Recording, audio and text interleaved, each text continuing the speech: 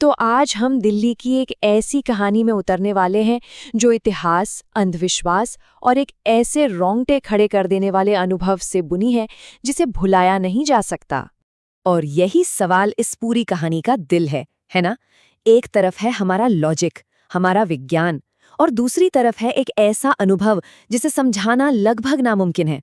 तो चलिए इस टकराव को करीब से देखते हैं। हम बात कर रहे हैं जमाली कमाली मस्जिद और मकबरे की। अब देखिए, ये दिल्ली के मेहरौली इलाके में एक ऐतिहासिक जगह तो है, पर इसकी पहचान सिर्फ इतनी ही नहीं है। इसकी एक और पहचान है जो अंधेरा होने के बाद सामने आती है। सोचिए, जब कोई इतना बड़ा अखबार किसी जगह को ये टैग दे दे तो समझ जाना चाहिए कि यहाँ की कहानियां सिर्फ सुनी सुनाई बातें नहीं हैं। यहाँ के स्थानीय लोग तो सूरज ढलने के बाद इस तरफ देखने से भी डरते हैं। चलिए अब चलते हैं साल 2010 में और मिलते हैं हमारी कहानी के मुख्य किरदार अरुण से। अरुण एक इतिहासकार हैं जिन्हें एक असाइनमेंट पर इस रहस्यमयी जगह पर रिसर्च करने के लिए भेजा गया था। अब अरुण की बात करें तो वो थे तो भारतीय मूल के, पर पले बड़े लंदन और स्कॉटलैंड में थे। मतलब पूरी तरह से वेस्टर्न सोच वाले, तर्कवादी। वो भारत में फैले अंधविश्वासों का मजाक उड़ाते थे और उन्हें लगता था कि यहाँ के लोग बड़े वहमी और भोले हैं। उनके लिए भूत प्रेत सिर्फ मनगढ़ंत कहानियां थी।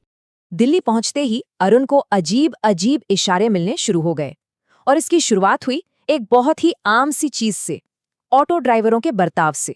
जब अरुण ने पहले ऑटो वाले को जमाली कमाली चलने के लिए कहा तो उसने गुस्से में जवाब दिया, मजाक कर रहे हो क्या? अरुण को लगा भाई ये तो बदतमीज है, और उसने इस बात को ज्यादा तूल नहीं दिया और दूसरे ऑटो की तलाश करने लगा। कई ड्राइवरों ने मना कर दिया। आखिर में एक ड्राइवर माना, लेकिन कितने में? पूरे 700 रुपए में।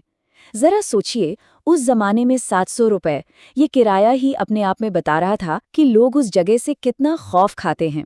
रास्ते में उस ड्राइवर ने आखिरकार अपनी चुप्पी तोड़ी। उसने अरुण को चिताया कि वो जगह इंसानों के लिए ठीक नहीं है। उसने बताया कि वहां जिन रहते हैं, मतलब ऐसी शक्तियां जो हमारी दुनिया के साथ साथ मौजूद तो हैं पर दिखाई नहीं देती, और वो अच्छी भी हो सकती है और बुरी भी। अरुण तो ये सुनकर हंस पड़ा।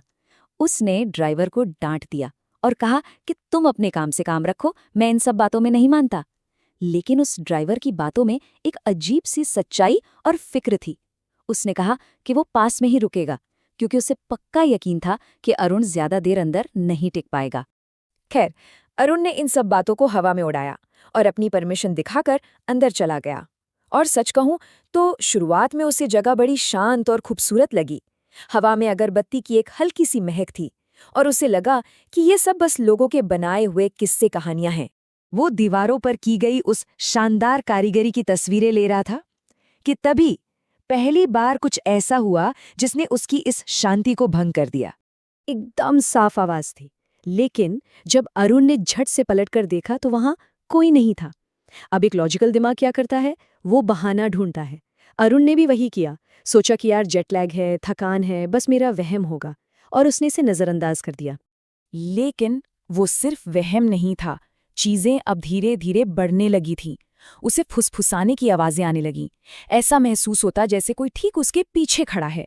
एक बार तो उसने एक परछाई को तेजी से भागते हुए भी देखा। अब उसका जो तर्क था ना, वो धीरे धीरे जवाब देने लगा था। अच्छा, इससे पहले कि हम आगे बढ़ें, ये जान लेना जरूरी है कि ये जमाली और कमाली आखिर थे कौन। देखिए, जमाली एक बहुत ही माने हुए सूफी संत थे और कमाली उनके सबसे करीबी साथी या शिष्य माने जाते हैं। ये मकबरा उन्हीं दोनों को समर्पित है। उसी भागती हुई परछाई का पीछा करते करते अरुण अनजाने में सीधा मुख्य मकबरे तक पहुंच गया, और वहां उसने जो देखा उसने उसके सारे यकीन, सारे लॉजिक को हिलाकर रख दिया।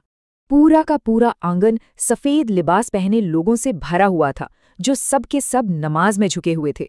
वो एक ऐसा मंजर था जैसे वो 500 साल पीछे टाइम ट्रैवल कर गया हो। अब एक इतिहासकार होने के नाते उसका पहला रिएक्शन क्या था? इसे रिकॉर्ड करो, सबूत। उसने फौरन अपना कैमरा निकाला। और ये इस कहानी का सबसे खौफनाक मोड़ था। जो मंजर उसे अपनी नंगी आंखों से साफ दिख रहा था, वो कैमरे के लेंस से पूरी तरह गायब था। आंगन एकदम वीरान था, खाली। वो भी इस झटके से संभल भी नहीं पाया था कि मकबरे के अंधेरे से एक गहरी, ठंडी आवाज गूंजी, जिसमें एक सीधी साधी चेतावनी थी। और फिर एक एक करके परछाइयां उभरने लगी, ऐसी परछाइयां जिनकी आंखें नीली रोशनी से चमक रही थीं। अब अरुण के सामने कोई एक नहीं था, बल्कि जिन्नों की पूरी महफिल मौजूद थी। और उस एक पल में उसका सारा साइंस, सारा लॉजिक, सब कुछ चकनाचूर हो गया। बस फिर क्या था, अरुण अपनी जान बचाकर वहां से भागा। उसने वॉचमैन की तरफ देखा तक नहीं और सीधा उस ऑटो की तरफ दौड़ा जो वाकई उसका इंतजार कर रहा था। मिशन तो अधूरा रह गया, पर जान बच गई, यही बहुत था। लेकिन कहानी यहीं खत्म नहीं होती। बाद में जब उसने हिम्मत करके अपनी रिकॉर्डिंग चेक की तो एक और हैरान करने वाली बात सामने आई। वीडियो एकदम सफेद था, ब्लैंक, जैसे कुछ रिकॉर्ड ही ना हुआ हो। लेकिन ऑडियो में अरबी आयतों की वही डरावनी आवाजें बिल्कुल साफ सुनाई दे रही थीं।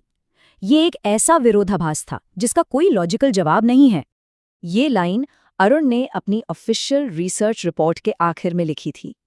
एक संदेहवादी जो सबूत इकट्ठा करने गया था, वो एक ऐसा अनुभव लेकर लौटा जिसने उसे हमेशा के लिए बदल दिया। और ये कहानी हमें इस बात पर सोचने